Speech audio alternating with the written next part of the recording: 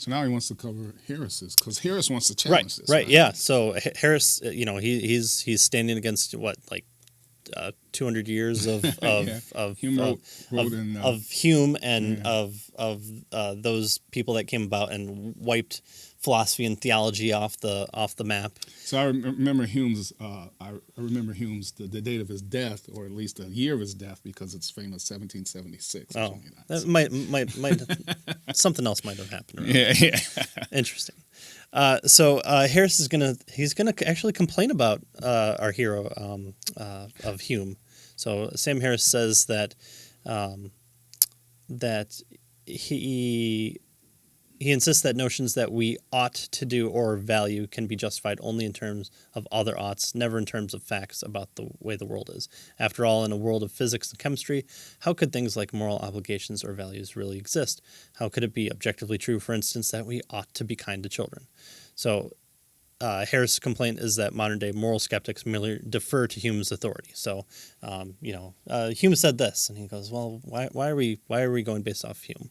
So he's got a problem with Hume's, logic here, I guess you could say. Yeah, but he really doesn't. And okay, so fine.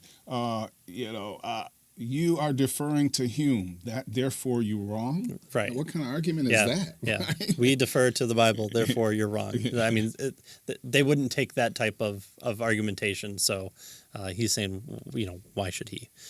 But unfortunately, Sam Harris offers no argument against Hume. Yeah. He merely warns us that opponents of the is-ought gap are playing a dangerous game, that abject failures of compassion are enabled by this intellectual tolerance of moral difference.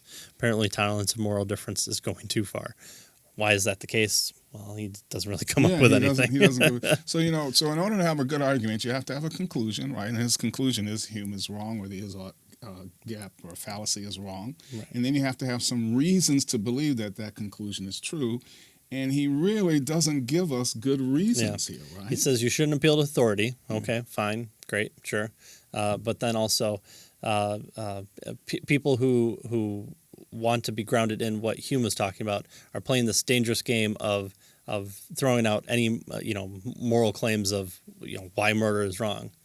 And that's exactly the point that we're trying to make here. Is that's the case. He's almost begging the question. Yeah. Why is it wrong? Right. Why is Hume wrong is what the question is. Right. Well, because he's wrong. I mean, because you shouldn't appeal to his authority. Okay, why not? Mm-hmm. All right. Harris seems to say that we should disagree with Hume merely because an is-ought gap would have unwelcome consequences, namely that we can't get authoritative oughts from scientific facts. Okay. Sure, yeah. So I don't like the consequences, therefore he's wrong? Right. Yeah. I don't like he's wrong because I don't like the consequences? Right. Right. It's why the new atheists don't really have a good explanation for this intense sense of morality, because to throw it all out, it would be consistent, but then you just have people again ask the question. It's not why be good, why be bad. It's why do anything at all? It's just because you want to. It's what we covered a couple chapters back. Dostoevsky's we'll all be monsters. Well, not only will you not all be monsters, you can't really judge anything based on anything. Yeah. What would a monster be if it doesn't exist? There is no monster. Yeah. It's just people acting, out whatever. Yeah. Right? Is Frankenstein the monster? Or is he the hero? Is Frankenstein's monster the monster or the hero? I should say. You could ask Frankenstein as well. Yeah.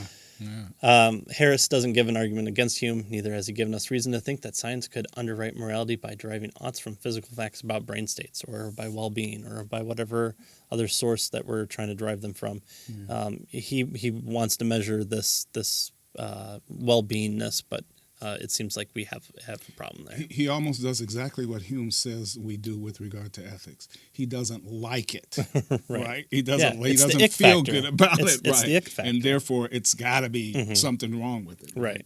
I don't like the consequences, so it has to be something wrong with it. Yeah.